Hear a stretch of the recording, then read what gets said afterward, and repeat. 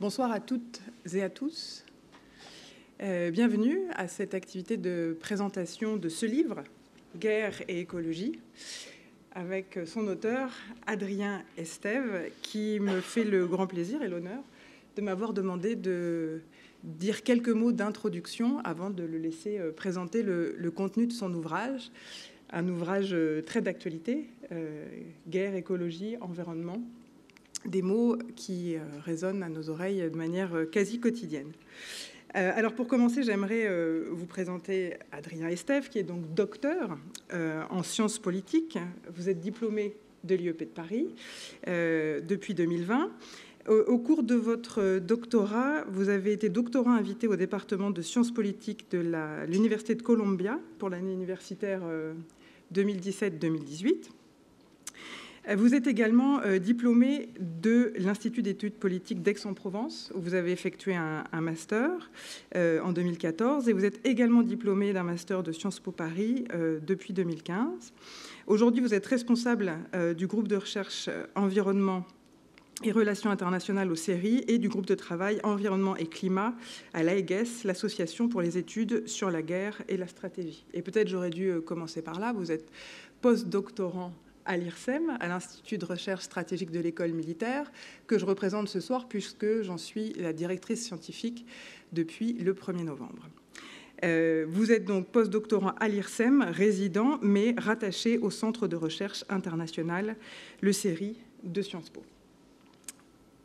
Et donc, vous nous présentez ce soir ce livre, Guerre et écologie, l'environnement et le climat dans les politiques de défense. Et bien sûr, je vais vous laisser présenter votre livre, mais en introduction, j'aimerais quand même dire la manière dont vous présentez votre démarche dans votre livre. Vous dites « Afin de dépasser les oppositions théoriques entre écologie et stratégie, en prêtant attention aux pratiques, cet ouvrage montre comment les questions environnementales et climatiques sont problématisées au sein du secteur de la défense à partir des cas de la France et des États-Unis. » Autrement dit, vous montrez comment les enjeux environnementaux ont été intégrés dans les stratégies et les doctrines au travers de deux cas d'études, la France et les États-Unis. Et peut-être qu'en lisant ces mots d'introduction, on pourrait avoir l'impression qu'il est difficile de pénétrer dans votre ouvrage. Ce n'est pas le cas du tout, puisque moi, j'en ai pris connaissance ce week-end. Et je dois dire que, au-delà de l'intérêt que représente au plan scientifique votre ouvrage, je voudrais souligner qu'effectivement, c'est un ouvrage qui se lit facilement, qui est très accessible. Vous avez fait cet effort de transposer votre thèse de doctorat dans un ouvrage pour le plus grand public, et je trouve que c'est essentiel, surtout sur un sujet comme celui-là, puisque je suis convaincue que nous, chercheuses et chercheurs, devons nous soumettre au canon de nos disciplines et au canon académique, et donc écrire des thèses de doctorat avec des cadres théoriques, des cadres méthodologiques, en se référant à la doctrine pertinente, etc. Mais l'effort que vous avez fait de transposer cette thèse qui est réservée à, disons, à un public élu, et de donc le transformer pour le rendre accessible à la société, je trouve véritablement que c'est tout le sens du travail qu'on fait, et donc c'est aussi tout l'intérêt de ce livre. Et donc, pour présenter la manière dont sont appréhendées guerre et écologie aujourd'hui, votre ouvrage est divisé en 3 parties. La première concerne la politique environnementale de défense, la deuxième, la politique de défense durable, et la troisième, la politique climatique de défense. Et d'après ce que j'ai compris, votre présentation sera divisée selon ces 3 parties. Oui. Absolument, merci. Merci Madame la directrice scientifique, merci à toutes et à tous d'être venus ce soir. J'espère que vous m'entendez bien. Enfin, je pense que je vais même reculer en fait du micro puisque je suis pas sûr que j'en ai besoin. Est-ce que vous m'entendez au fond quand je parle comme ça? Oui. Il vaut mieux le micro quand même. Oui. Alors il faudrait que je me penche comme ça, c'est un peu particulier.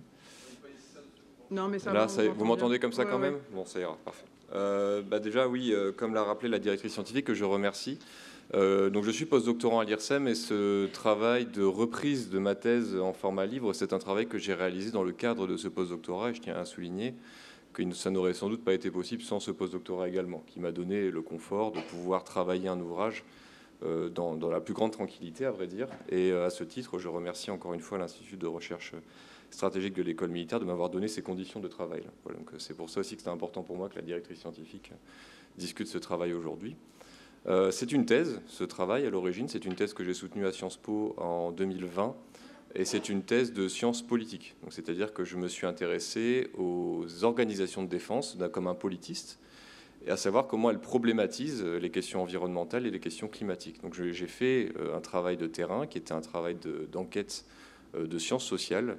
Donc j'ai effectué des entretiens dans cet ouvrage. Dans le cadre de cet ouvrage, j'ai réalisé à peu près 70 entretiens. Et j'ai fait une enquête de terrain en France et aux États-Unis. Donc j'ai passé un an, comme l'a rappelé la directrice scientifique, à l'Université Columbia à New York, qui était un prétexte en réalité pour me rendre à Washington et interroger en 2017-2018 des responsables de la défense aux États-Unis sur ces sujets-là. Donc c'est un terrain c'est un livre qui se veut, voilà, disons international, dans la mesure où il y a la perspective à la fois française et à la fois américaine sur ces sujets. Donc le titre, vous l'avez compris, l'environnement et le climat dans les politiques de défense, retranscrit un peu cette idée-là. Voilà, ce qui m'intéresse, ce sont les politiques de défense, donc c'est d'un point de vue de politiste. Qu'est-ce qui est produit dans ce secteur particulier qu'est le secteur de la défense en matière environnementale et climatique. Et le titre est volontiers un peu provocateur. Le titre est un peu provocateur, donc guerre et écologie, pour montrer un peu que traditionnellement, on a toujours opposé ces deux dimensions. Alors qu'en réalité, ça fait très longtemps maintenant que les organisations de défense travaillent sur ces sujets d'une manière assez particulière, comme on va le voir dans cette présentation. Alors, il me semble qu'il faut que j'aille dans ce sens-là. Donc déjà, pour commencer, en guise d'introduction, je voulais souligner le fait qu'aujourd'hui, on voit de plus en plus, en réalité, un lien qui est fait entre les problématiques écologiques et les problématiques de sécurité, les problématiques de défense. Bon, la guerre en Ukraine, bien sûr, est passée par là. La guerre en Ukraine nous rappelle avec acuité que la question énergétique en Europe, notamment, est intrinsèquement liée à des tensions géopolitiques, avec la Russie en particulier. Le conflit ukrainien nous rappelle également que la guerre détruit l'environnement, et on voit aujourd'hui qu'il y a des revendications aussi de reconnaissance de l'environnement comme victime de guerre dans le cadre de ce conflit. On voit aussi que, et c'est plutôt l'objet de cette diapositive-là, le changement climatique est de plus en plus interprété comme un enjeu de sécurité également. Le nouveau secrétaire américain à la Défense, donc Lloyd Austin, a eu des mots très forts pour désigner le changement climatique, qui est maintenant pour lui un enjeu de sécurité nationale aux États-Unis. Ce n'est pas le premier à déclarer ça. Depuis maintenant 20 ans, 30 ans, on a des déclarations assez fortes de des administrations américaines successives, à l'exception notable de l'administration Trump, sur le changement climatique comme un enjeu de défense, comme un enjeu de sécurité nationale. Et on retrouve également dans les organisations internationales, et là je pense en particulier au Conseil de sécurité des Nations Unies, des débats qui sont concentrés spécifiquement sur la thématique du changement climatique, à savoir comment est-ce que finalement le changement climatique peut entraîner des crises dans certaines régions du monde en particulier, et amener des solutions qui peuvent être des solutions de sécurité, donc à savoir de stabilisation et de prévention des conflits. Donc en réalité, le lien entre conflictualité, guerre et écologie, bon, il est mis en exergue par la guerre en Ukraine, mais ça fait un petit moment que ça commence à être fait, que ça commence à se nouer en réalité dans le discours des décideurs, et dans les discours de décideurs militaires de très haut niveau. Je rajouterai également que l'OTAN a une doctrine climatique depuis maintenant l'année 2021, et que l'OTAN va se doter d'un centre d'excellence sur la sécurité climatique. Je ne sais pas si vous connaissez le principe des centres d'excellence, mais ce sont des centres sur lesquels l'OTAN consacre un certain nombre de ressources pour produire de la recherche sur un sujet. Et en 2023, il y aura un centre d'excellence sur la sécurité climatique à Montréal, au Canada, donc pour travailler spécifiquement sur les sujets climatiques. Donc, pour vous dire que ce sont les organisations de sécurité et de défense se positionnent aussi énormément sur ces sujets ces derniers temps. Alors, pourquoi ça peut surprendre ? Quand on regarde l'histoire des liens entre écologie et armée, on constate une forte opposition. On constate une forte opposition qui est d'abord une opposition entre les mouvements écologistes, donc les mouvements qui défendent la protection de la nature et la protection de l'environnement, et les organisations de défense. J'aime bien citer cet exemple parce que c'est peut-être l'exemple paradigmatique un peu de cette tension entre écologie et armée. C'est l'exemple du Larzac. Dans les années 70, en France, il y a eu une énorme mobilisation des mouvements écologistes et pacifistes contre l'agrandissement d'un camp militaire au Larzac. Et ça a été la cristallisation un petit peu du lien entre les luttes écologistes et pacifistes et l'antimilitarisme finalement du mouvement écologiste. Et à ce moment-là, il n'y avait pas des choses plus opposées en réalité l'une à l'autre que l'écologie et la défense. À ce moment-là, on n'arrivait pas à penser les deux en même temps, et les deux étaient, pour ainsi dire, en parallèle. De la même manière, quand on pense au Rainbow Warrior, par exemple, qui a été coulé par les services de secret français, on est aussi dans une opposition drastique entre l'impératif stratégique de dissuasion nucléaire et d'essai nucléaire et les contraintes écologiques, enfin, disons, le combat écologique. Donc on est encore là dans une opposition assez frontale entre écologie et stratégie. Enfin, dernier exemple que je voulais donner, c'est dans le cadre de la guerre du Vietnam aux États-Unis. Il y a également un rapprochement assez important entre le mouvement pacifiste américain et le mouvement écologiste américain. C'est à savoir que les deux se rassemblent autour d'un fort antimilitarisme et un fort pacifisme, qui fait que, encore une fois, la stratégie et les forces armées sont intrinsèquement des éléments qui sont contraires à l'enjeu écologique. Donc on a traditionnellement, quand on regarde du point de vue des politiques et des luttes politiques, une opposition assez importante entre ces deux dimensions. Et d'un certain côté, encore aujourd'hui, on retrouve aussi ces oppositions entre le mouvement écologiste et les organisations de défense. Je reviens en arrière là. Alors comment est-ce que traditionnellement on étudie le rapprochement, disons, entre le discours écologique et le discours sécuritaire? Alors moi, généralement, dans ma thèse en tout cas, j'utilise un courant particulier en sciences politiques, en relations internationales, qui est celui des études critiques de sécurité. C'est-à-dire que je m'intéresse au discours plus particulièrement. Je m'intéresse au discours et à ce qu'ils nous disent finalement des prises de position des décideurs en matière de défense en l'occurrence, mais aussi en matière politique au sens large. Et traditionnellement, on a étudié la construction, disons, sécuritaire des enjeux environnementaux de manière différente, soit à travers ce qu'on a appelé la sécurisation des enjeux environnementaux et climatiques, c'est-à-dire la construction sécuritaire de ces enjeux. Par exemple, considérer que le changement climatique, par exemple, c'est un facteur de guerre, c'est un créateur de guerre, c'est une sécurisation de l'enjeu, qui a pour objectif tout simplement de faire monter la thématique aussi en interne ou aussi au niveau international. Et cela implique donc un amalgame assez fort entre les questions de sécurité et les questions d'écologie. On a aussi un autre élément qui est l'environnementalisation ou la climatisation de la sécurité, c'est-à-dire qu'aujourd'hui, les décideurs en matière de sécurité et de défense, avec la montée en puissance des enjeux climatiques et environnementaux, notamment dans le débat public, se sentiraient contraints de reproblématiser leur centre d'intérêt dans des termes climatiques. C'est une théorie qui est défendue par un chercheur qui s'appelle Stéphane Aïkout. Donc il y aurait une forme d'opportunisme en réalité aujourd'hui des décideurs militaires et des décideurs en matière de défense d'intégrer ces enjeux-là parce que ce sont des enjeux qui sont dans l'air du temps. Ce serait une autre manière d'envisager ce lien entre environnement et défense. Et enfin, il y a un dernier élément qui est une forme de risquification. Alors je ne vais pas rentrer dans les détails, mais c'est vraiment l'idée selon laquelle l'environnement et la défense sont des secteurs qui sont caractérisés par une logique de risque. On essaie de prévenir les risques dans les deux cas.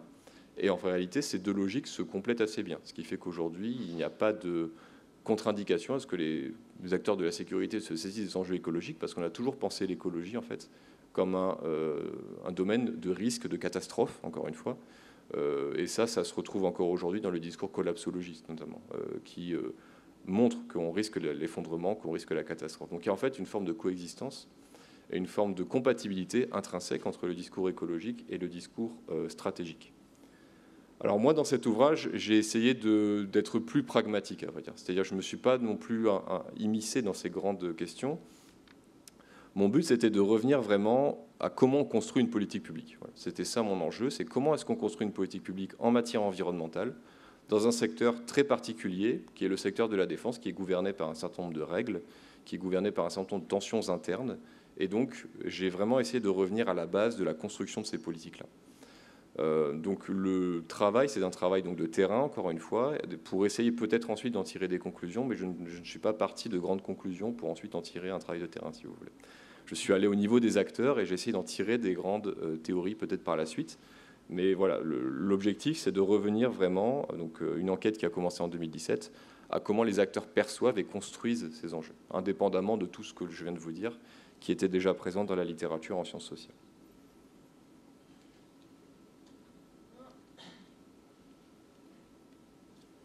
Alors, pour cela, le livre est structuré en 3 parties. Donc, le livre, c'est vraiment, il faut le voir comme une restitution de ma recherche. C'est une restitution organisée de ma recherche. Et donc j'ai trouvé qu'il y avait 3 manières en fait de construire une politique environnementale de défense. Il y avait 3 grandes manières de considérer les problématiques écologiques du point de vue de la défense. Alors, les 3 grands enjeux qui, selon moi, structurent la politique environnementale de défense, c'est, grand 1, la protection de l'environnement, au sens strict, c'est-à-dire la protection de l'environnement, de la biodiversité ou d'autres éléments, ce que j'ai appelé la politique environnementale de défense, à proprement parler. Donc la première politique publique qui est produite en matière environnementale par la défense, c'est une politique environnementale de défense qui s'intéresse à la protection de l'environnement. La deuxième type de politique que l'on peut croiser dans le secteur de la défense, qui sera l'objet de ma deuxième partie, c'est ce que j'ai appelé la politique de défense durable. La politique de défense durable, c'est une politique qui essaie de trouver une compatibilité entre les objectifs de transition énergétique notamment et les objectifs stratégiques. Donc c'est une autre manière d'approcher le lien entre les problématiques écologiques et les problématiques de défense, à travers l'enjeu de la durabilité et notamment de l'enjeu énergétique. Et la troisième grande partie du livre, qui, selon moi, aujourd'hui, est la thématique la plus présente finalement dans le débat au sein des forces armées et des organisations de défense, c'est le débat sur le changement climatique. Donc, la troisième partie, la troisième politique publique que l'on peut trouver au sein des organisations de défense aujourd'hui, c'est une politique climatique de défense. Et c'est ce que je vous présenterai dans la troisième, disons, et ce qui est dans le livre, dans la troisième grande partie du livre. Donc il faut voir ces 3 grandes politiques publiques comme 3 manières de problématiser l'écologie au sein du secteur de la défense. 3 manières de penser l'écologie du point de vue de la défense. Et on va voir que ça a créé, d'une part, beaucoup de tensions internes au sein des organisations. Je n'ai pas le temps de venir dans le détail de toutes les luttes bureaucratiques qu'il y a eu autour de ces sujets, mais il y en a eu énormément, comme vous pouvez l'imaginer. Et aussi, j'aurai pas non plus le temps, mais peut-être qu'on aura le temps dans les questions, de vous préciser la séquence historique non plus précise de tout ce que j'ai pu identifier. Donc n'hésitez pas à m'interroger si jamais il y a des choses qui sont un peu trop rapides à votre goût. Donc je vais commencer par la politique environnementale de défense. Comment la protection de l'environnement finalement est problématisée dans le secteur de la défense? Alors tout d'abord, quand vous regardez les grandes doctrines aujourd'hui du Pentagone ou du ministère des Armées français, vous avez des mentions de la protection de l'environnement. On peut trouver l'environnement ça et là dans ces documents, qu'il s'agisse de dire que les armées sont engagées dans des démarches de protection de l'environnement, que la protection de l'environnement fait partie des enjeux maintenant des forces armées. On a des documents en France qui sont des circulaires notamment qui concernent la protection de l'environnement en opérations extérieures. Donc même les opérations extérieures aujourd'hui sont intégrées dans cette problématique de protection de l'environnement. Mais moi, ce qui m'intéresse, c'est comment, finalement, ça s'est passé, ça. Comment, finalement, historiquement, ça s'est problématisé et qu'est-ce qu'on peut en tirer comme conclusion. Alors, à chaque fois, je vais revenir en arrière, je ne vais pas m'en sortir. Hop. Voilà. Donc, quand on regarde historiquement la première fois que la protection de l'environnement a été appliquée au secteur de la défense, on retrouve un conflit qui est un conflit structurant, selon moi, c'est la guerre du Vietnam. La guerre du Vietnam a été le moment où il y a eu cette réflexion très profonde sur les conséquences environnementales des conflits armés. Et la première fois que l'on a vraiment eu des mises en accusation des forces armées en matière écologique également. On savait déjà que la guerre était un désastre écologique. On a déjà eu les conflits mondiaux, on a déjà eu plusieurs exemples. Le nord de la France, je ne sais pas si parmi vous il y a des personnes qui viennent du nord de la France, encore aujourd'hui, on est sur des forêts mitraillées, on a des munitions qui sont encore découvertes. Donc on sait que la guerre a des conséquences écologiques. Mais la première fois que c'est formulé de manière très claire dans les discussions juridiques internationales, et la directrice scientifique pourra peut-être apporter des éléments aussi là-dessus, c'est la guerre du Vietnam. Donc la guerre du Vietnam, vous avez notamment 2 armes qui vont attirer vraiment la critique sur les questions de protection de l'environnement. Bon, c'est d'une part le napalm qui est utilisé par les forces armées américaines, pas seulement d'ailleurs pour attaquer les combattants ennemis, mais aussi pour détruire le couvert végétal qui leur permet de se dissimuler.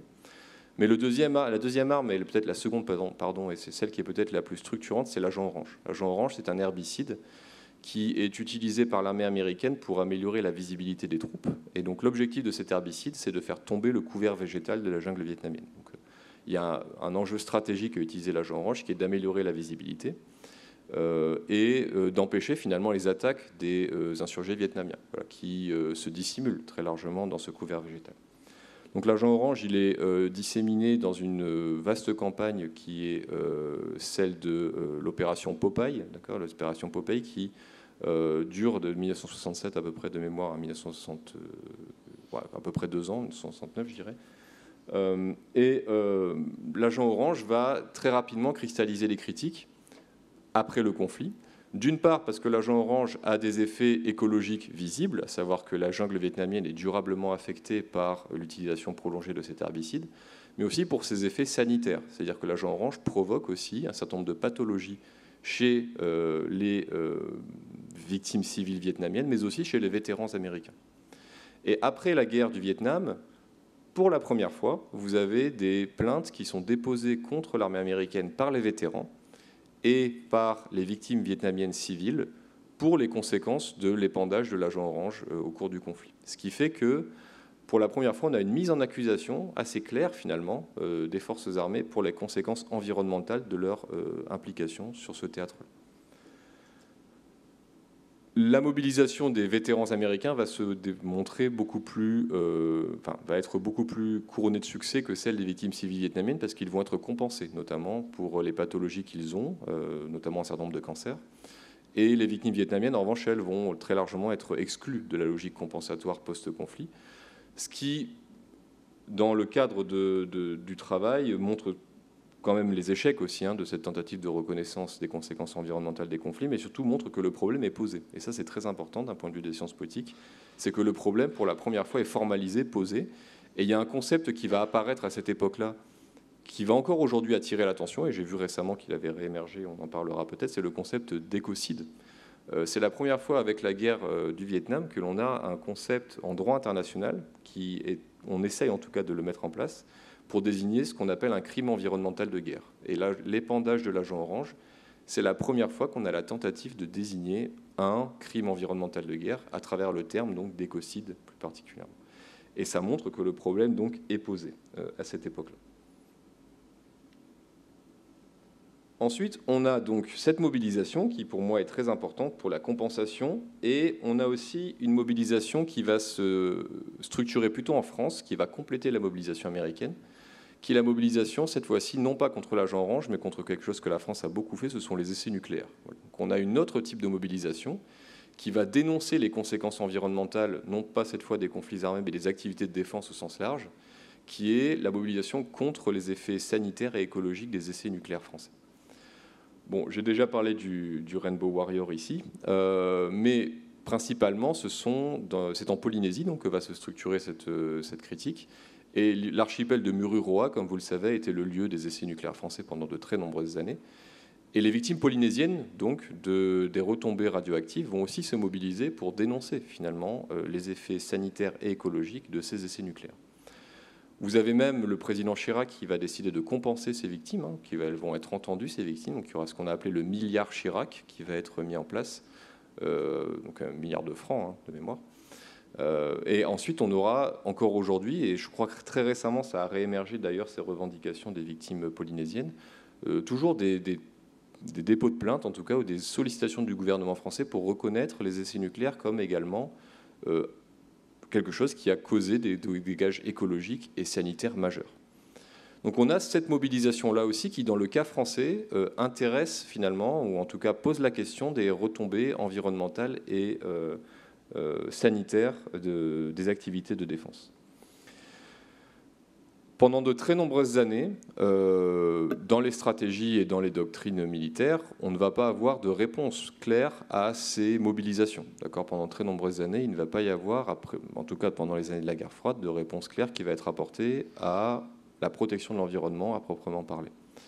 Il va quand même y avoir un revirement doctrinal qui va arriver à la fin de la guerre froide. À la fin de la guerre froide, pour la première fois, donc dans un contexte de chute des tensions, d'accord, de fin des tensions entre les deux blocs, vous avez des premiers documents que j'ai pu retrouver aux États-Unis, en France aussi. Premiers documents qui commencent à mentionner la protection de l'environnement comme un enjeu finalement de défense aussi. C'est-à-dire que le secteur de la défense, comme tous les autres secteurs d'action publique, devrait mettre en place finalement des politiques de protection de l'environnement. Comment est-ce que ça va se structurer ? Bon, très largement, ça va rester une problématique nationale, territoriale. C'est-à-dire que ça va rester dans les activités d'entraînement et ça va rester dans les activités qu'on exerce sur le territoire national, finalement. D'accord ? Donc ça va être des politiques de défense, disons des manuels qui vont être mis en place, notamment en France, sur les camps militaires, donc la gestion de la biodiversité sur les camps militaires, la gestion des pollutions sur les sites de la DGA notamment.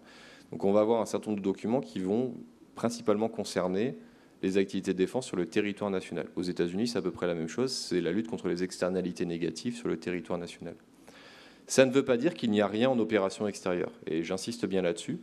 On va avoir aussi l'apparition de la protection de l'environnement comme un enjeu en opération extérieure, ce qui va peut-être être plus surprenant d'ailleurs, et particulièrement dans un contexte contre-insurrectionnel. Dans un contexte contre-insurrectionnel, la protection de l'environnement va aussi devenir un enjeu stratégique. Pour quelles raisons ? Eh bien, les Américains, notamment en Afghanistan et en Irak, vont prendre conscience que la protection de l'environnement, ça permet aussi d'avoir le soutien de la population civile. La protection de l'environnement, c'est aussi une manière de garantir le soutien de la population civile. Donc on va demander aux troupes américaines de ne pas détruire de manière inutile tout ce qui est terres agricoles, forêts, tout ce qui est l'environnement finalement des populations. Aussi parce que ça fait partie de la stratégie de Winning Hearts and Minds, qui est développée notamment dans la doctrine Petraeus en Afghanistan et plus tardivement en Irak. Donc on a effectivement dans les documents doctrinaux également une attention particulière qui est accordée à la protection de l'environnement, mais j'insiste bien dans un contexte très particulier qui est celui de la contre-insurrection. En l'occurrence, c'est là que principalement j'ai vu émerger ces éléments-là. On a aussi en France disons des circulaires et des documents qui émergent sur les opérations extérieures. Le CD, on a un centre de doctrine qui travaille là-dessus de manière intensive et qui continue aujourd'hui d'essayer d'ailleurs de produire de la doctrine sur ces sujets. Mais la guerre en Ukraine, encore une fois, montre que peut-être que ça se limite à la contre-insurrection, finalement, cette protection de l'environnement d'opérations extérieures. Finalement, est-ce que ce n'est pas finalement un luxe de faire de la protection de l'environnement d'opérations extérieures ? Mais ça, c'est des considérations plus récentes. Toujours est-il qu'essentiellement, si je devais vous donner comment ça a été problématisé, ça a été problématisé surtout au niveau des installations, finalement surtout au niveau des bases militaires. La politique environnementale de défense, aujourd'hui, quand on l'évoque, c'est principalement pour les activités d'entraînement, pour les activités éventuellement de tests de matériel ou de tests de munitions que c'est mis en place. Dans l'opération extérieure, on a eu cette problématique-là, principalement dans une logique contre-insurrectionnelle, comme je viens de vous le décrire. Et donc voilà, la question aujourd'hui qui se pose, c'est beaucoup la question des écocides, à ma connaissance aussi, dans le contexte ukrainien. Oui, effectivement. Et au-delà de ce que vous avez exposé, je reviens un peu en arrière, parce que cette première partie, où vous mobilisez beaucoup le droit, évidemment, c'est une partie à laquelle j'ai prêté beaucoup attention.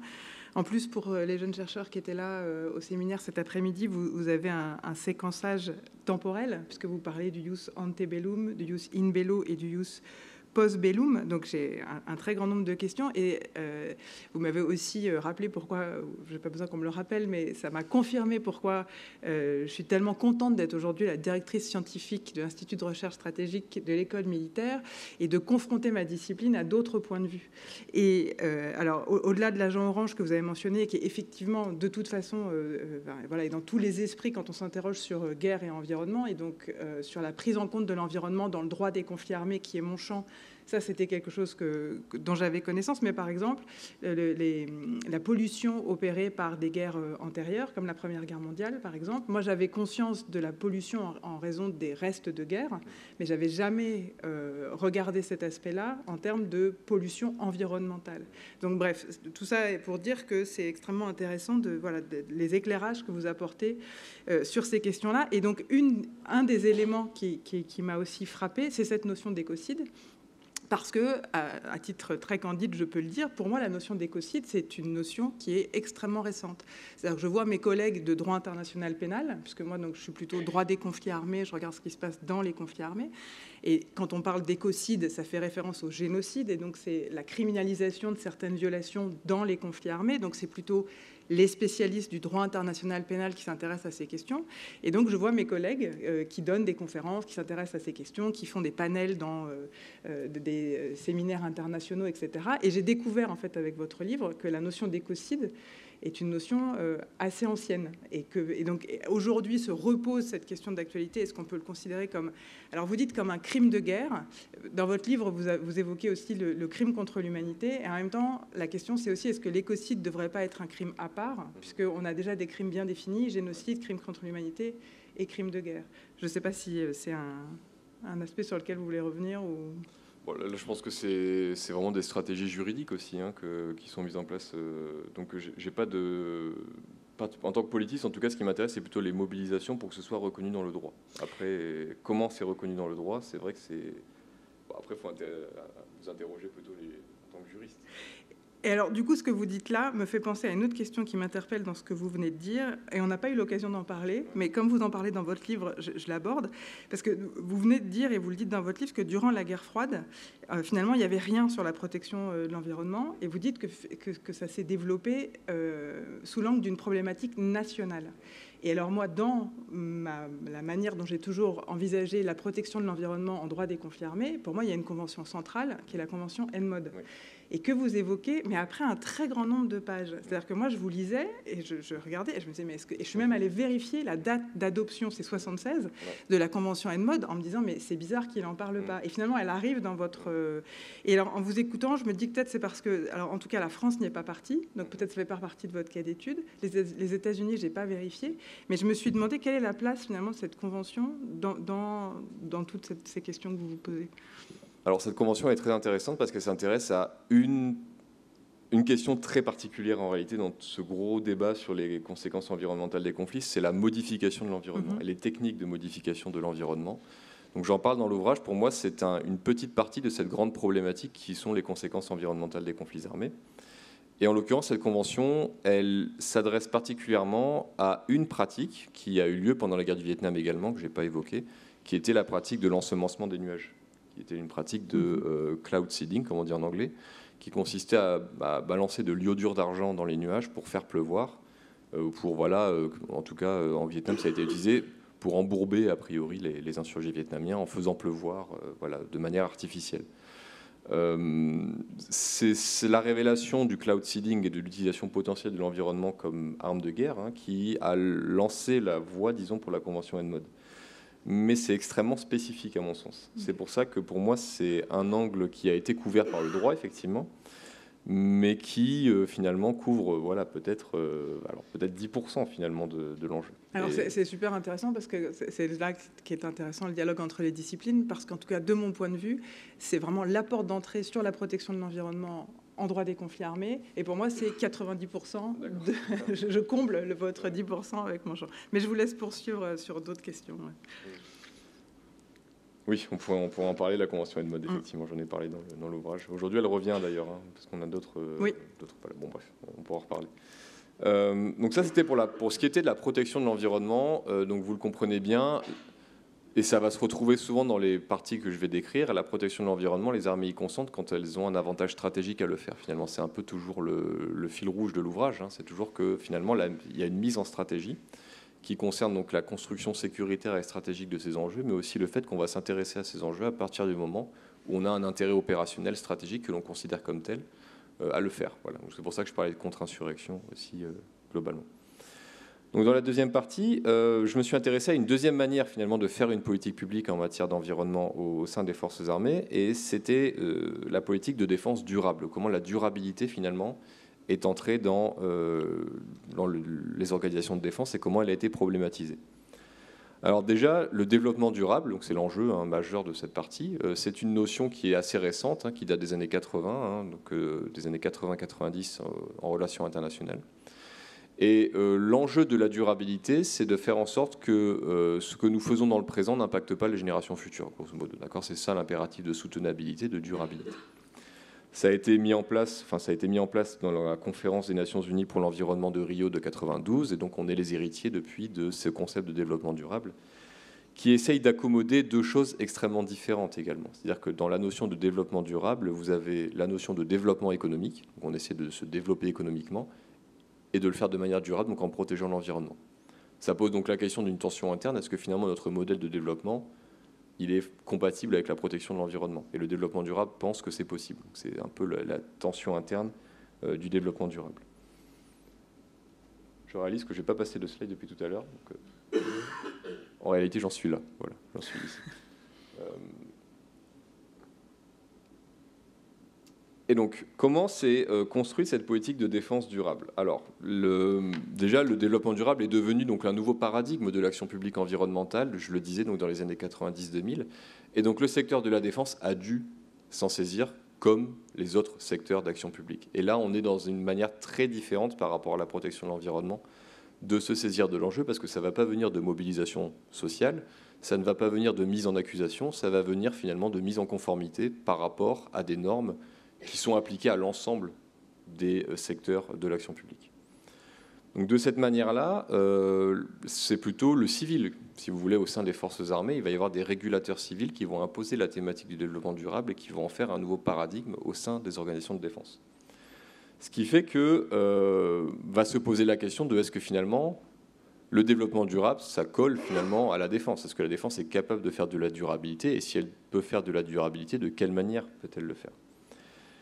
Et ça va tomber dans un moment assez intéressant, donc dans les années 90-2000, où les forces armées se posent la question, plus globalement, de leur budget, de leur emploi de la force. Et donc on est dans une logique finalement de réflexion assez profonde à cette époque-là, notamment sur l'énergie, sur l'utilisation de l'énergie en opération, sur l'utilisation de l'énergie aussi pour soutenir l'effort de guerre. Et dans le contexte américain, notamment, la question de la durabilité va arriver au moment où, en Irak, les approvisionnements en fuel des troupes sont attaqués régulièrement par les insurgés. C'est-à-dire que vous avez des attaques assez importantes qui sont faites sur ces grands convois d'approvisionnement des bases militaires. Et ça va poser la question, indépendamment du développement durable, de la dépendance finalement de la défense aux hydrocarbures, de la dépendance de la défense aux énergies fossiles. Donc on a ces deux problématiques qui arrivent à peu près en même temps. Et ce qui est très intéressant dans le contexte américain, c'est qu'elles vont globalement fusionner, ces deux problématiques. C'est-à-dire que la politique de défense durable, ça va devenir assez rapidement faire en sorte que notre utilisation de l'énergie, notre utilisation de nos ressources, se fasse de manière économe et de manière stratégique le plus possible. D'optimiser finalement l'usage de la force à partir de l'énergie en particulier. Et ça va se produire dans une stratégie qui a été appliquée ensuite, plus tardivement, par l'administration Obama, qu'on pourrait résumer sous le terme de stratégie de light footprint, c'est-à-dire d'empreinte légère. Donc on est, dans les années Obama, dans le refus, finalement, de ces grandes mobilisations de troupes qui avaient gouverné l'Irak et l'Afghanistan. On est dans une réflexion profonde sur comment, finalement, se projeter en opération extérieure en mobilisant le moins de forces possible, en ayant une efficacité maximale. Et l'énergie va s'insérer finalement dans cette idée de light footprint. Comment finalement on va pouvoir avoir une utilisation plus durable, et c'est là que le mot commence à rentrer dans la stratégie, une utilisation plus durable et plus optimale de la force. Et on commence à voir des innovations technologiques qui vont apparaître dans cette exigence finalement de durabilité au sein de la défense. Des innovations technologiques assez intéressantes. J'en mentionne une là par exemple, c'est le drone solaire Zephyr qui apparaît, qui est développé il y a quelques temps. Donc le drone solaire Zephyr, c'est typiquement l'alliance entre l'efficacité opérationnelle et la durabilité énergétique, c'est-à-dire utiliser l'énergie solaire pour maintenir une capacité opérationnelle optimale et maintenir une capacité de vol de plus longue durée. De la même manière, on a un deuxième angle de la durabilité, qui est la durabilité énergétique, et la France s'est dotée en 2020 d'une stratégie énergétique. Si vous l'avez vu, peut-être la stratégie énergétique du ministère. L'objectif de cette stratégie énergétique, c'est justement de rationaliser l'énergie, de rationaliser l'utilisation des moyens en fonction des objectifs qu'on se donne. Et donc, quand on parle de stratégie de défense durable, quand on parle de politique de durabilité aujourd'hui au sein des forces armées, on parle essentiellement de cette réflexion très profonde qui va durer encore un certain nombre d'années sur l'optimisation des moyens pour des fins stratégiques, l'optimisation notamment de l'énergie à des fins stratégiques. En France, ça prend encore deux innovations, par exemple, pour vous donner un exemple, peut-être une en particulier, qui est l'EcoCamp, le projet EcoCamp 2025, qui est un projet de camp autonome en énergie en opération extérieure, et qui est présenté comme le parangon, finalement, de l'optimisation énergétique et le parangon, finalement, de la durabilité énergétique des armées. Donc on a effectivement, aujourd'hui, à travers la politique de défense durable, la nécessité de réfléchir à l'optimisation des moyens, à l'économie des moyens dans un contexte opérationnel. Ce qui fait que voilà, la durabilité, c'est plus vraiment, disons, ce côté un peu radical de finalement mettre fin à ce qu'on fait dans la génération présente pour préserver les générations futures. C'est devenu en stratégie l'optimisation des moyens et l'économie des moyens, notamment d'un point de vue énergétique. Et donc c'est comme ça que ça a été mis en stratégie. Et encore une fois, le projet EcoCamp, et c'est là que je parle de filtre stratégique aussi, Le projet EcoCamp, ce n'est pas quelque chose qu'on envisage pour l'Ukraine, par exemple. C'est quelque chose qui est envisageable dans le cadre d'une opération Barkhane, par exemple, dans une opération de contre-insurrection. On est encore dans la politique de durabilité, dans la même logique que la politique environnementale. Dans un contexte stratégique favorable, ça pourrait être mis en place. Aujourd'hui, les armées, et je pense que dans la salle, peut-être certains pourront réagir là-dessus, ne se projettent pas spécialement dans un monde post-hydrocarbures, post-énergie fossile. Aujourd'hui encore, les énergies fossiles sont la meilleure manière, selon les armées, de se projeter. Et donc, on n'est pas... on réfléchit avant tout à l'efficacité opérationnelle dans le domaine énergétique. On n'est pas dans une logique de passage à de nouvelles énergies radicales, disons. Donc c'est comme ça que la durabilité, selon moi, a été mise en stratégie et que la politique de défense durable s'est structurée au sein du secteur de la défense. Et cette partie de votre livre appelle aussi, de ma part, un très grand nombre de questions, mais je ne veux pas confisquer le débat, je veux juste relancer la discussion. De nouveau, la mise en perspective que vous offrez, qui permet de comprendre aussi la manière dont sont liées les questions de ciblage et l'économie de la force, et aussi ce qu'on voit, alors là aussi je me réfère à ce que d'autres ont dit, et des éléments desquels moi j'avais pas connaissance, mais c'est les stratégies aujourd'hui de bombardement ou de captation des ressources dans les conflits armés, et on le voit avec la manière dont la Russie se comporte sur ce terrain en Ukraine, avec l'occupation de centrales de production d'énergie électrique et le bombardement de structures énergétiques. Et donc voilà, ça remet aussi en perspective ce que vous dites par rapport à l'économie de la force et à l'optimisation des moyens à des fins stratégiques, etc.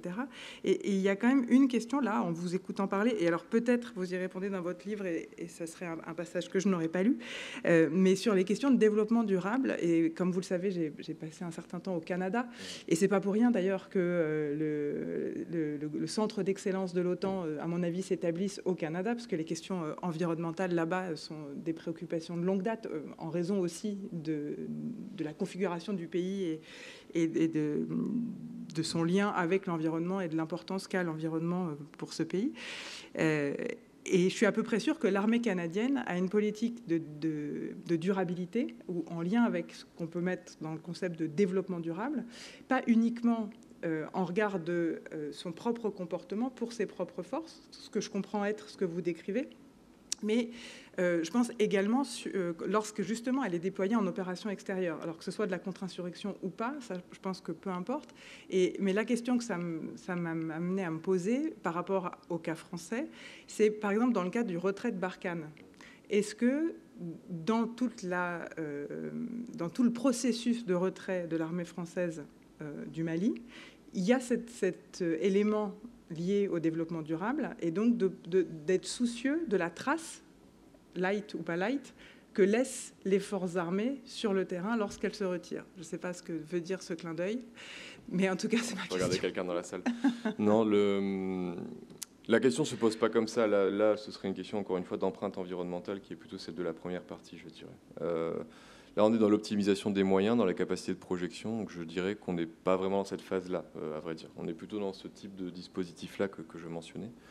Donc, moi, le vrai enjeu aujourd'hui, pour moi, de la politique de défense durable, c'est la décarbonation et l'enjeu carboné, disons, plus généralement. Mais donc, c'est uniquement les forces armées qui se regardent elles-mêmes et qui ne regardent pas les effets qu'elles produisent dans les terrains ou les théâtres dans lesquels elles se déploient. Dans le cas de la politique de défense durable, je dirais que c'est pas le cas. Dans la politique de protection de l'environnement, oui, parce qu'on a quelque chose de l'empreinte opérationnelle. Là, on est dans l'optimisation des moyens et plutôt dans le calcul économique, finalement, de la guerre, qui est un calcul qui devient écologique aussi d'une certaine manière, parce qu'on introduit de nouvelles technologies. Mais j'insiste sur le fait qu'il y a des répercussions économiques sur le pays. Écologique, vous voulez dire, ou économique ? Non, économique, politique, écologique, de toutes sortes, bien sûr, sur le pays, enfin, dans le pays dans lequel on se déploie. Mais je ne veux pas, encore une fois, confisquer le débat, et je vous laisse poursuivre. Non, bien sûr, c'est tout à fait juste. Et le dernier élément que je voulais évoquer, c'est donc la politique climatique de défense, voilà, qui est pour moi l'élément le plus important aujourd'hui. Alors s'il y a une réaction, allez-y maintenant, je vous en prie. Allez-y. Oh, Monsieur Kaiser, je vous ai reconnu. La première, c'est revenir sur le carburant, oui. vecteur pour les armées, pour les années à venir. Il y a voilà. pas forcément fossile. Oui, il y a du biocarburant aussi. L'axe, c'est sûr que c'est le carburant. Après, s'il est fossile, conserver l'énergie d'origine fossile, mais de conserver le vecteur carburant. Le vecteur carburant, absolument. Absolument. Deuxième point, moi j'ai une question sur le. Est-ce que vous apportez une nuance entre durabilité et soutenabilité? Voilà. Et après sur la partie, madame, sur l'impact environnemental des forces, c'était pris en compte de passer bien avant les réflexions de durabilité, l'impact de toute activité polluante industrielle, pétrolière ou autre, est prise en compte par les codes de l'environnement en France. Et du coup, en s'y rapprochant le plus possible à l'étranger, depuis le code de l'environnement, c'est appliqué. On est sur des démarches bien antérieures. Oui, c'est pour ça que je mettais la politique environnementale de défense, cette partie-là. C'est pour être plus ancien. Oui. Il y a aussi une autre raison. Effectivement, c'est pris en compte lors d'un retrait d'une opération. On prend en compte aussi sous l'angle du risque juridique. C'est-à-dire pour éviter derrière que la nation se retourne contre la force française en disant vous avez laissé des souches de pollution, donc il y a attention à dépolluer les sites pour qu'on ne soit pas attaquable derrière par la nation. Dans un cas particulier comme le cas du Mali, où plus ou moins les autorités maliennes ont souhaité le départ de la France, le départ se fait dans des conditions de tension, donc la force française est encore plus qu'ailleurs précautionneuse à laisser, si vous voulez, une empreinte assez blanche qu'on ne puisse pas lui reprocher. On en revient à ce que vous disiez, il y a toujours une notion de stratégie derrière. Absolument, absolument. Et d'ailleurs, je le range encore dans la première partie, finalement, ces considérations-là. C'est pour moi moins de la durabilité que de la protection de l'environnement pour des raisons stratégiques, effectivement, encore une fois. Et le risque juridique, vous avez tout à fait raison de le souligner. D'ailleurs, j'en parle dans l'ouvrage aussi il y a un moment. Donc, absolument. Et pour revenir à votre question sur durabilité et soutenabilité, je me suis beaucoup cassé la tête, en réalité, sur les deux concepts.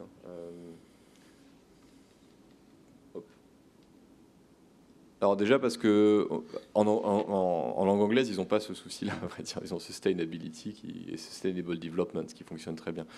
Moi, j'ai repris le concept de durabilité dans mon livre et dans la conception française parce que je l'ai beaucoup trouvé dans les documents du ministère des Armées et dans le secteur de la défense. Et pour moi, il est moins radical que soutenabilité, finalement, d'une certaine manière. Pour moi, le terme de soutenabilité... déjà, on le retrouve dans la pensée stratégique aussi, le terme de soutenir les forces et de sustainment aussi en anglais. Mais dans la pensée écologique, il est teinté de radicalité, en fait, le terme de soutenabilité. Donc c'est pour ça que je ne l'ai pas repris, à vrai dire, dans l'ouvrage, parce que je trouve que c'est le terme de durabilité qui est le plus utilisé, donc ça colle mieux à comment les armées pensent la chose. Soutenabilité, si vous voulez, dans la pensée écologique, c'est vraiment l'idée de... encore une fois, de lien avec les générations futures et de faire en sorte que nos comportements actuels n'auront pas d'impact. Donc c'est vraiment des limites radicales à notre manière d'agir. Aux États-Unis, ils ont une petite évolution sémantique quand même. Ils parlent beaucoup de sustainment maintenant, plutôt que de sustainability. C'est-à-dire qu'ils rattachent les fonctions de durabilité au soutien aussi. Donc ça, c'est très intéressant aussi. Mais moi, je n'ai pas utilisé le terme de soutenabilité pour des raisons empiriques. En réalité, c'est parce que je ne l'ai pas retrouvé et que je ne voulais pas induire une nuance qui n'est peut-être pas celle que vous percevez, mais dans la pensée écologique, dans le monde écologique, qui est plus radicale en réalité. Oui. Pardon, allez-y.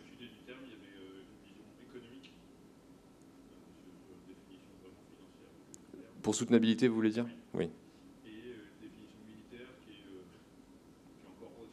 Oui, voilà, je ne l'ai pas retrouvé en réalité, donc c'est pour ça que je me suis pas perdu là-dedans. Elle est assez confidentielle, mais... D'accord. Non, mais pas exporté et n'a pas de sens. Oui. Oui, voilà, je pense que c'est peut-être ça aussi. Oui, allez-y. Moi, j'ai une question sur les énergies fossiles. Oui. Si on considère que ce sera que des contraintes réglementaires, économiques ou stratégiques qui feront que les armées tentent de diminuer l'impact, de diminuer leurs dépenses aux énergies fossiles, justement, quelle comparaison on pourrait faire entre la directive européenne d'interdiction de vente des métaux en 2035 en Union européenne et REACH. Est-ce qu'il y a déjà des réflexions sur ce sujet, dans l'impact que ça va avoir sur notamment le matériel terrestre, en termes de maintien de conditions opérationnelles? Non, il y a une réflexion en cours. On parlait de risques juridiques. Ça fait complètement partie des risques juridiques en réalité qui sont identifiés dès aujourd'hui, notamment dans la conception des matériaux aussi, indépendamment des énergies, etc. L'éco-conception aussi est un enjeu aujourd'hui au ministère des Armées. Appréhendé sous l'angle du risque juridique. Donc ça fait partie des enjeux qui sont anticipés, effectivement. Pour REACH, ça a été une détonation, REACH, au sein du monde de la défense, parce que, disons, elle a été assez mal anticipée.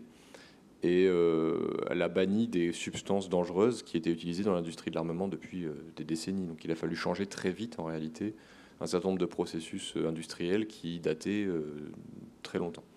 Donc ça a servi de détonateur, ce qui fait que maintenant, il y a quand même une veille réglementaire qui est mise en place au niveau du ministère et au niveau européen aussi, au niveau de l'Agence européenne de défense. Donc ça, je l'ai étudié récemment. D'ailleurs, il y a vraiment un dialogue permanent entre la DGA notamment et l'Agence européenne de défense pour anticiper ce type de réglementation. Ça n'empêche pas quand même qu'il y a des surprises réglementaires. Et le bannissement des moteurs thermiques, ça a surpris les armées autant que le public, pour ainsi dire. Donc c'est vrai que c'est aujourd'hui quelque chose... Alors il y a aussi des négociations d'exemption, de tentatives de repousser l'échéance parce qu'il faut aussi mettre en place les mutations des matériaux et des équipements et des processus. Mais oui, c'est quelque chose qui est aujourd'hui pris en compte. Alors que ce n'était pas forcément le cas avant REACH. C'est intéressant de voir cette évolution. REACH a vraiment été un tournant de ce point de vue-là. Ouais. Alors, avec mes questions, j'ai complètement perturbé le rythme de votre présentation. Je vois qu'il y a encore une question dans la salle. Est-ce que vous êtes d'accord qu'on la prenne avant que vous passiez à votre troisième partie? Moi, je suis pour le dialogue. Voilà, très bien. Allez-y.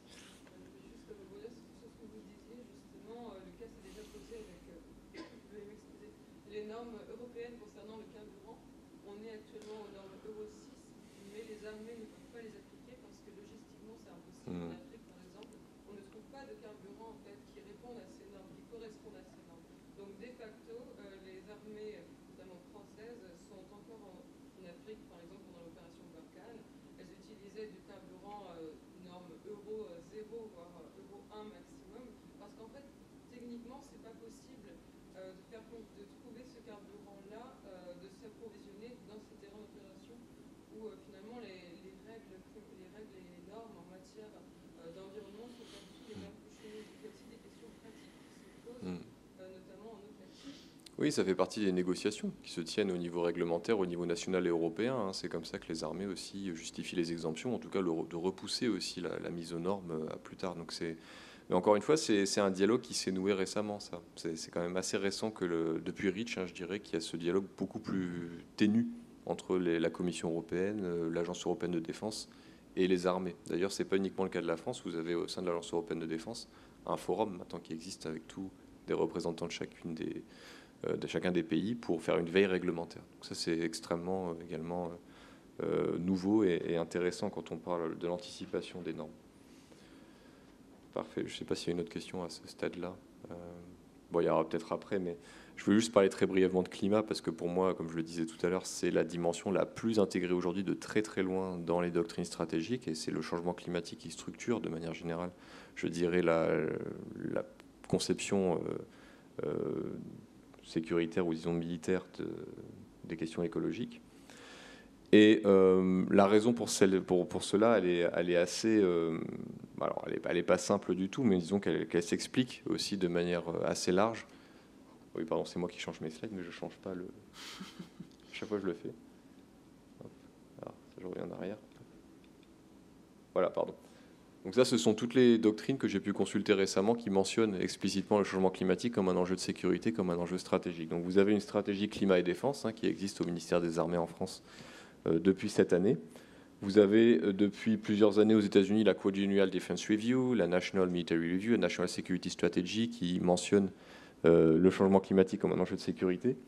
Vous avez l'US Army qui a publié cette année également une stratégie environnementale où elle mentionne explicitement le climat comme un enjeu majeur.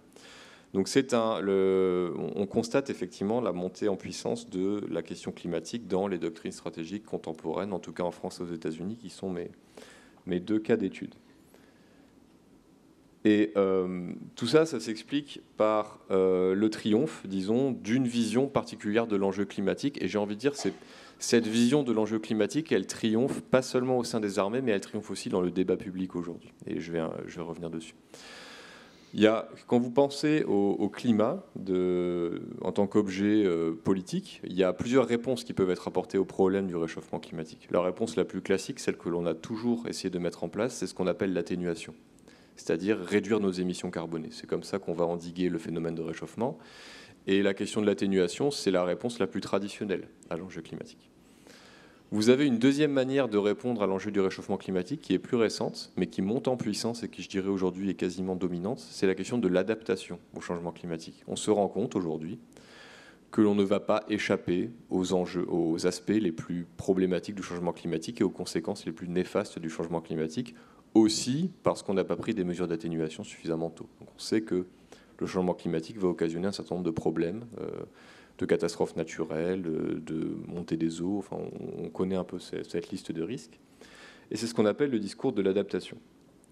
Et enfin, il y a un discours qui est aussi intéressant quand on parle de climat, que je mentionne dans l'ouvrage, qui est un discours de maîtrise du climat. C'est-à-dire qu'il y a un idéal aussi qui existe aujourd'hui, qui nous dit que l'on trouvera des solutions techniques au problème du réchauffement climatique. Et ça a un nom, ça s'appelle la géo-ingénierie. On pense que même si le climat se dérègle, etc., on trouvera, grâce à l'inventivité humaine, à l'ingéniosité humaine, des solutions techniques pour endiguer finalement l'évolution néfaste du climat.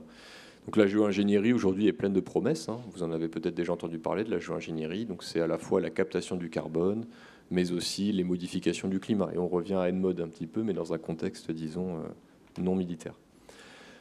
Au sein des forces armées, le discours de l'atténuation est peut-être celui qui a eu le moins d'impact. C'est-à-dire que le discours de l'atténuation, c'est celui qui a le moins pénétré les doctrines stratégiques. Vous avez très peu de documents officiels des forces armées aujourd'hui qui vous parlent de réduction des émissions carbonées de la défense, pour le dire clairement. La réduction des émissions carbonées, éventuellement, on va l'évoquer dans la question de durabilité, dans la question énergétique. Donc on va avoir des biocarburants, peut-être effectivement, on va avoir d'autres éléments, mais ce n'est pas un enjeu parce que, comme vous l'imaginez bien, c'est vécu aussi comme une limite opérationnelle et une limite stratégique. Si on réduit nos émissions alors que Poutine ne le fait pas, bon, voilà. On se retrouve peut-être face à différents problèmes. En revanche, les deux discours qui pour moi sont dominants aujourd'hui, qui sont structurants un petit peu et il y en a un en particulier qui est structurant, c'est le discours de l'adaptation. Donc, le discours de l'adaptation est structurant aujourd'hui dans les doctrines stratégiques, c'est-à-dire que les armées, et à l'IRSEM on travaille sur ce sujet-là avec Florian Piard et Angélique Pal qui sont ici, les armées s'intéressent de plus en plus à comment elles vont contribuer aux efforts d'adaptation finalement au dérèglement climatique. C'est-à-dire comment les armées vont contribuer à l'assistance aux populations en cas de catastrophe naturelle, au secours des populations en cas de catastrophe naturelle, voire à la stabilisation de certaines régions qui pourraient être menacées en raison des dérèglements climatiques.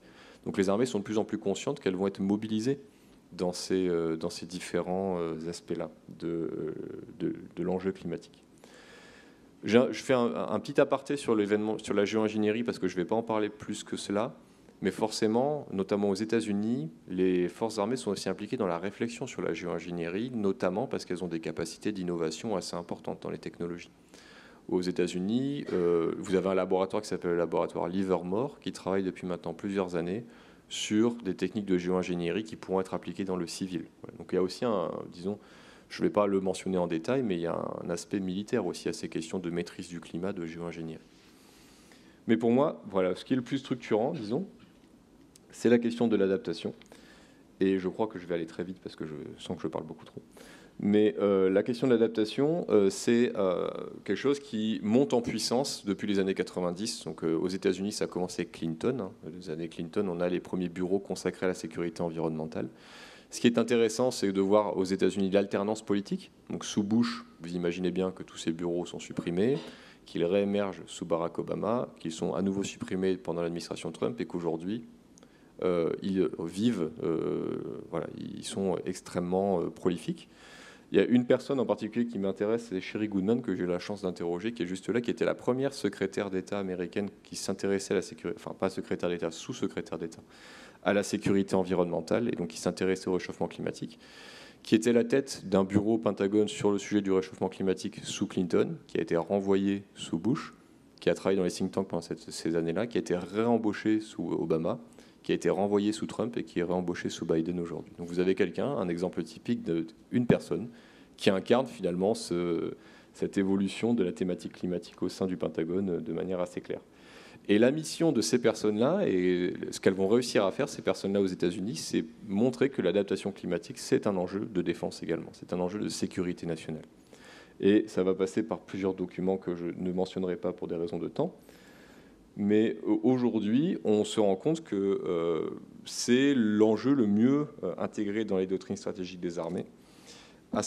Et la France, notamment, n'est pas en reste. La France n'est pas en reste. Et il y a l'ouragan Irma, récemment, qui a joué le rôle de révélateur un petit peu de la nécessité pour les forces armées françaises de se préparer à des catastrophes climatiques, à devoir intervenir parfois dans des territoires très lointains pour faire du secours aux populations. Donc, l'ouragan Irma, c'était en 2017. C'était les îles de Saint-Martin et Saint-Barthélemy. Donc, il a fallu projeter une force dans ces îles-là pour sécuriser la zone, secourir les populations. Et aux dépens notamment de l'opération Barkhane qui se passait en même temps. Donc il y a aussi des arbitrages peut-être qui vont devoir être faits entre l'impératif d'aide aux populations, de résilience, d'adaptation, et des impératifs plus stratégiques opérationnels. Donc on est un peu dans ces débats-là aujourd'hui. Et et voilà le mot-clé que je voulais évoquer dans les doctrines stratégiques aujourd'hui. Le changement climatique, il est qualifié comme un multiplicateur de menaces. C'est le mot-clé, disons, c'est le mot-clé que vous retrouvez dans la plupart des doctrines stratégiques aujourd'hui. Quand on fait un lien entre conflictualité et changement climatique, on parle de multiplicateur de menaces, c'est-à-dire que le changement climatique est très rarement considéré comme un facteur de conflictualité en lui-même. C'est-à-dire qu'on ne parle pas de guerre climatique ou de conflit climatique au sens large, mais on dit qu'on a potentiellement du terrorisme qui a un foyer climatique. On parle de piraterie qui a des origines climatiques. On parle de migration, qui sont, quand elles sont considérées sous un angle sécuritaire, ce qui est le cas ici, comme, disons, augmentées, disons, amplifiées par le phénomène climatique. Donc c'est la principale manière d'aborder le changement climatique dans les doctrines stratégiques aujourd'hui, en France comme aux États-Unis.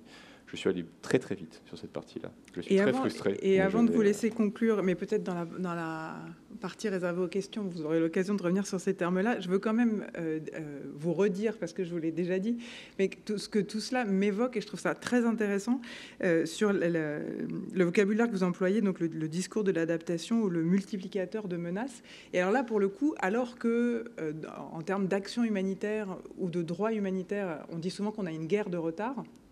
Là, je me rends compte que finalement, on avait quand même un temps d'avance parce que la question du lien entre les catastrophes naturelles et les conflits armés est une question qui est au cœur, alors non pas de stratégie de défense, mais d'autres formes de stratégie, mais de stratégie de l'action humanitaire.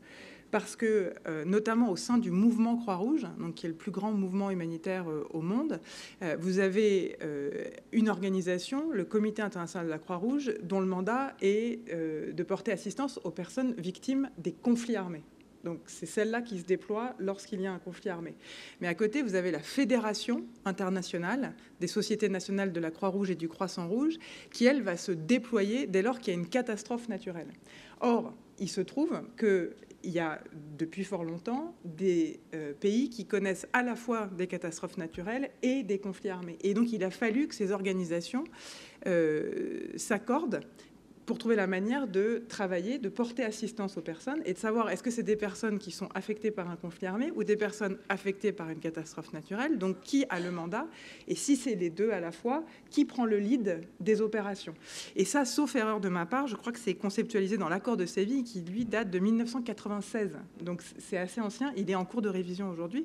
Mais donc on voit que ce lien, justement, entre catastrophes naturelles, climat et droit des conflits armés trouve un lien. Et un autre élément, celui-là, je ne l'ai pas déjà évoqué avec vous, mais que je trouve intéressant aussi, c'est-à-dire que dans ce que vous dites, j'entends aussi une forme d'effet d'opportunité pour les forces armées de se saisir de ces questions environnementales, climatiques, etc. Et moi, alors ça, je l'ai vécu dans un autre contexte, c'est au sein du conseil d'administration d'Amnesty International Canada, sur les questions climatiques, parce que Amnesty International, là encore, qui a un mandat plutôt, disons, prisonnier d'opinion et peine de mort, donc vraiment un mandat très spécifique sur les conditions de détention, etc., a vu arriver les enjeux liés au climat Et c'est dit à un moment donné, on ne peut pas rester en dehors de ce débat-là. On est une des plus grandes organisations de défense des droits humains au monde. L'avenir de la défense des droits humains, c'est les enjeux liés au climat. Et on ne peut pas être en dehors du débat.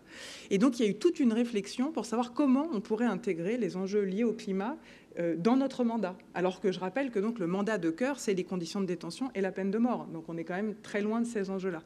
Et ben, la manière qu'ils ont trouvé de faire, c'est de conceptualiser ce qu'aujourd'hui est dans toutes les bouches, c'est le concept de justice climatique.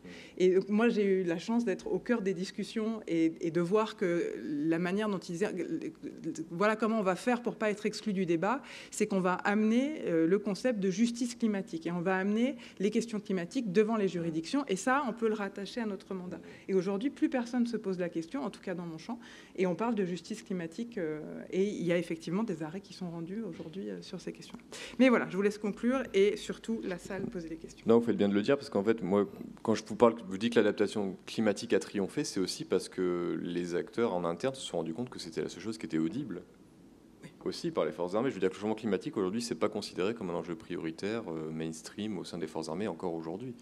Donc c'est une stratégie aussi de parler d'adaptation plutôt que d'atténuation ou d'autres choses qui froissent aussi en interne. Et Sherry Goodman avait plein d'anecdotes aux États-Unis sur des généraux américains qui n'étaient pas forcément contents de parler de climat. Et qui s'est d'ailleurs beaucoup, disons, comment dire ça, il y a eu beaucoup d'opposition de la part de John McCain aussi, qui était au comité au Sénat des forces armées du Sénat des États-Unis, qui lui ne croyait pas du tout à ces sujets-là et que voilà, c'est pas des enjeux de défense, etc. Donc l'adaptation climatique, c'était une manière aussi de sensibiliser aussi en interne et aujourd'hui encore, c'est le vecteur qui est utilisé. Donc voilà pour vous répondre. Donc pour finir, voilà, je voulais juste ouvrir un petit peu la question. Pour vous demander, enfin me demander, ce que je me demande un peu aujourd'hui, c'est finalement est-ce qu'on ne devrait pas étendre la définition de la sécurité, est-ce qu'on ne devrait pas englober finalement les questions d'écologie dans les questions de sécurité de manière un peu plus, disons, ténue que ce qui est fait jusqu'à présent. Et il y a des concepts qui émergent aujourd'hui qui essaient d'alimenter le débat, qui est le concept de sécurité écologique, que je voudrais évoquer ici très brièvement. Donc le concept de sécurité écologique, c'est un concept qui a été proposé par un chercheur qui s'appelle Matt McDonald, qui est un chercheur australien, dans lequel il essaye de penser que la sécurité, c'est pas seulement une affaire d'individus, c'est pas seulement une affaire d'État, c'est également une affaire d'écosystème. C'est-à-dire qu'il essaye de faire des écosystèmes le centre de la sécurité. C'est-à-dire que ce sont les écosystèmes qui sont les objets de la sécurité. Et que peut-être qu'aujourd'hui, on devrait s'intéresser de plus en plus à ce qu'on pourrait avoir une approche écosystémique ou écologique de la sécurité dans laquelle on englobe aussi finalement l'environnement et les écosystèmes, qui aujourd'hui sont complètement exclus de notre logique quand on réfléchit en termes de stratégie et de sécurité. Est-ce que c'est possible? Alors lui, il lance des pistes. C'est très théorique pour l'instant, mais voilà, c'est une des pistes de réflexion. L'autre piste de réflexion qui est beaucoup développée aujourd'hui par Pierre Charbonnier notamment, qui est professeur à Sciences Po, c'est le concept d'écologie de guerre. C'est-à-dire d'essayer de montrer que les enjeux écologiques sont de plus en plus aussi, avec le conflit en Ukraine, mobilisés à des fins stratégiques. Et il a notamment pris des exemples récemment dans un numéro de Green auquel on a participé avec Florian Angélique aussi, en montrant que notamment en Europe, avec la crise énergétique que nous traversons cet hiver, il y a la mobilisation d'un discours écologique pour lutter contre Poutine. Ça, c'est intéressant. Notamment, il y avait cette rhétorique « isolez vos maisons, isolez Poutine ». C'est très intéressant. Donc on a aujourd'hui, avec la guerre en Ukraine, le conflit ukrainien, enfin l'invasion russe de l'Ukraine, un lien très fort qui est fait en Europe entre les enjeux écologiques et les enjeux stratégiques. Et on est peut-être à un moment finalement de redéfinition finalement de ces deux perspectives-là et peut-être de lien définitif entre ces éléments-là. Donc finalement, aujourd'hui, peut-être que guerre et écologie ne sont plus opposés comme dans les années 70-80, mais aujourd'hui, on doit les réfléchir ensemble en réalité. Et la guerre ukrainienne nous pousse à le faire peut-être. Voilà. Merci. Merci. Et donc, ah oui, on peut l'applaudir tout de suite.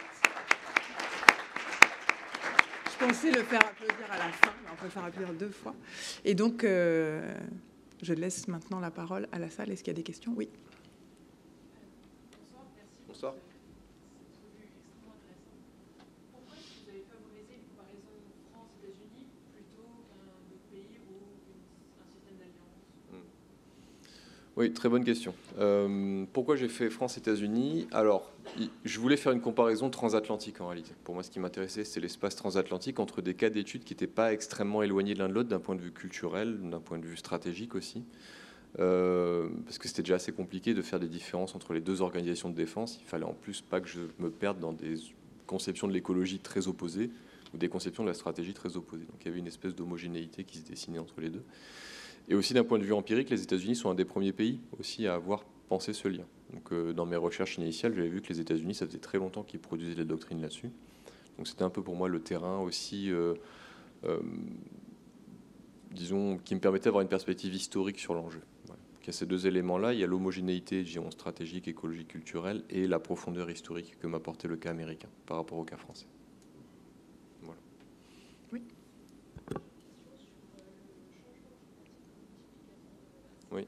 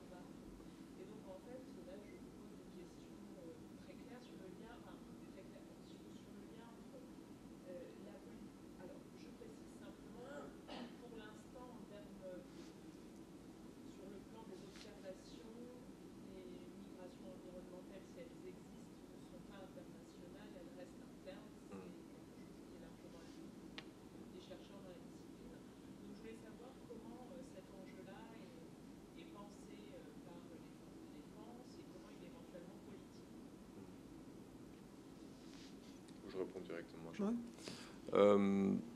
Alors l'enjeu migratoire, c'est peut-être effectivement un des enjeux de sécurité climatique les plus anciens quand on s'intéresse aux doctrines stratégiques, notamment en Europe. Bon, il y a un lien avec la crise migratoire, hein, forcément des années 2010, qui a cristallisé finalement ce lien entre sécurité et migration, et pas seulement dans le monde de la défense, hein, dans le domaine politique aussi au sens large. Donc effectivement, dans le concept de multiplicateur de menaces, les migrations ont toujours été au cœur de cette question-là. Le scénario de la Red Team donne une bonne perspective finalement sur la vision du changement climatique et son lien avec l'immigration, effectivement, dans la pensée militaire aujourd'hui, je pense. Mais encore une fois, je n'ai pas envie d'isoler la défense du reste du débat public sur ce sujet-là. Et récemment, il y a Joseph Borrell qui a dit une phrase qui a dit que que l'Europe était un jardin. Europe is a garden and the rest of the world is chaos. Donc le reste du monde est un chaos. Donc il y a ce réflexe-là, disons, de sécuriser les migrations, d'un point de vue climatique, disons, il n'est pas propre finalement non plus au secteur de la défense, il est aussi très présent dans le débat public. Mais c'est un des enjeux qui est le plus anciennement présent quand on regarde les liens entre sécurité et climat, effectivement. Ça, c'est vrai. Oui. Vous parlez de multiplicateur de menaces pour la doctrine. Si je ne dis pas de bêtises, l'ONU est plutôt d'accord avec le fait que le climat provoque des conflits. Il me semble qu'au début des années 2010, on avait beaucoup de littérature scientifique qui excluait totalement le lien climat-conflit, en disant que c'est uniquement le climat. À l'heure actuelle, maintenant, est-ce que vous savez quel état on en est où dans le débat scientifique sur le lien conflit? Alors, vous avez raison. Alors, c'est le cas syrien qui avait cristallisé beaucoup de débats autour de ça. Parce qu'en Syrie, il y avait des articles qui étaient parus pour dire que la guerre civile avait des origines climatiques, parce que notamment il y avait une grande sécheresse avant le conflit qui aurait provoqué le problème agricole. Donc, les agriculteurs auraient migré vers les grandes villes, et auraient participé aux révolutions syriennes. Ça a été complètement battu en brèche par des études plus récentes. Donc on ne parle plus de la Syrie aujourd'hui comme d'une guerre climatique, comme ça a pu être le cas dans les années 2010. Et l'ONU, notamment, à l'époque, avait refusé de qualifier la Syrie vraiment comme guerre climatique, etc. Donc il y a aujourd'hui, dans l'héritage de tout cela, il y a un discours très prudent aujourd'hui de la part des organisations internationales ou des organisations même... non, des organisations internationales essentiellement sur le lien entre conflictualité et changement climatique. Dans le cas du secteur de la défense, c'est un poil moins prudent. C'est-à-dire qu'on est un peu plus dans une vision, quand il y a des documents qui paraissent en tout cas sur le sujet, où le changement climatique, c'est pour ça que je parle de multiplicateur de menaces, et a un lien, disons, plus direct, voilà, avec des questions de conflictualité hard, et notamment le terrorisme. Hein. J'insiste un peu sur ce sujet-là, mais au Sahel, aujourd'hui, vous avez des documents qui vous disent que les activités terroristes ont des origines aussi climatiques assez claires. Donc il y a une distinction à faire entre le secteur de la défense, où les documents qu'on peut consulter, notamment aux États-Unis, font beaucoup de liens de causalité entre les deux, et le consensus général qui est de dire quand même que le lien n'est pas si évident que ça. Donc on est toujours les héritiers de ce débat sur la guerre en Syrie aujourd'hui, de manière assez large. Donc c'est assez prudent pour vous répondre en fait, aujourd'hui. Oui.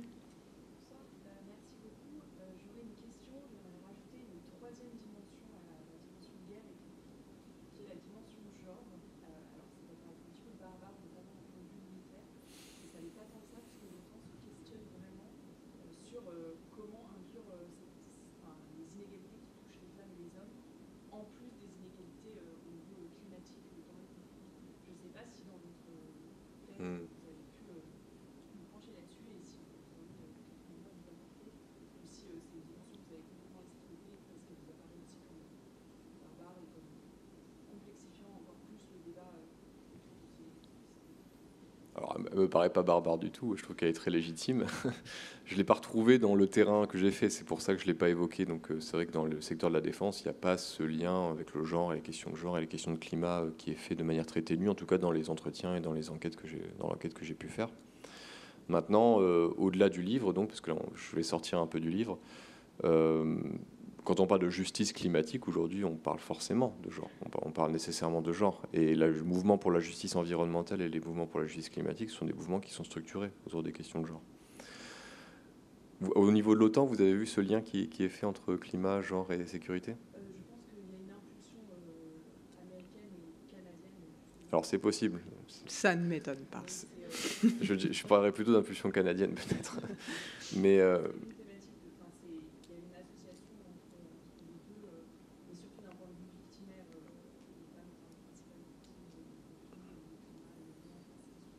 Et si je peux rebondir là-dessus, les organisations humanitaires observent les changements climatiques et se préparent à ce qu'on peut appeler une mutation de la conflictualité, regardent notamment la montée des eaux, les phénomènes migratoires engendrés par les changements climatiques et aussi les grandes sécheresses qui vont créer des tensions à l'interne dans certains pays. Donc il n'y a pas juste le déplacement des populations en dehors des territoires dans lesquels elles ne pourront plus vivre, mais il y a aussi des déplacements à l'intérieur de leur propre pays. Donc ça, c'est quelque chose qui est vraiment observé aujourd'hui. Donc les enjeux climatiques sont saisis par les organismes humanitaires et eux, ils ont une approche de genre, ils ont une approche intersectionnelle, ils sont totalement décomplexés avec ça. Et effectivement, les femmes sont, disons, les populations civiles sont les premières victimes des conflits armés et il y a une exacerbation des femmes victimes dans ce type de circonstances. Et ça, c'est tout à fait appréhendé, en tout cas par les organisations humanitaires. Mais au niveau de l'OTAN, c'est un travail que je suis en train de mener justement, donc on pourra en parler après si vous voulez. mais dans le cas du centre d'excellence, il y a énormément de perspectives qui sont amenées en réalité. Et on ne sait pas lesquelles vont être triées. Alors, je ne sais pas où en est l'état de la thématique genre. Mais... Je ne vais pas monopoliser les questions, mais c'était une seconde question que j'avais, c'était un petit peu les pistes de travail sur ce futur CO qui est en train de naître. Et est-ce que justement cette dimension genre devrait être a priori, moi, ça aurait du sens. Mais bon, après, quand j'analyse ce qui est en train d'être fait, c'est pas tout à fait la thématique prioritaire. Pour l'instant, les approches que j'ai vues, moi, dans les groupes de travail dans lesquels je suis, c'est une approche par les flancs, c'est-à-dire les différents flancs de l'OTAN et comment le changement climatique va impacter ces différents flancs de l'OTAN. D'un point de vue de l'adaptation, encore une fois, c'est vraiment une vision adaptative.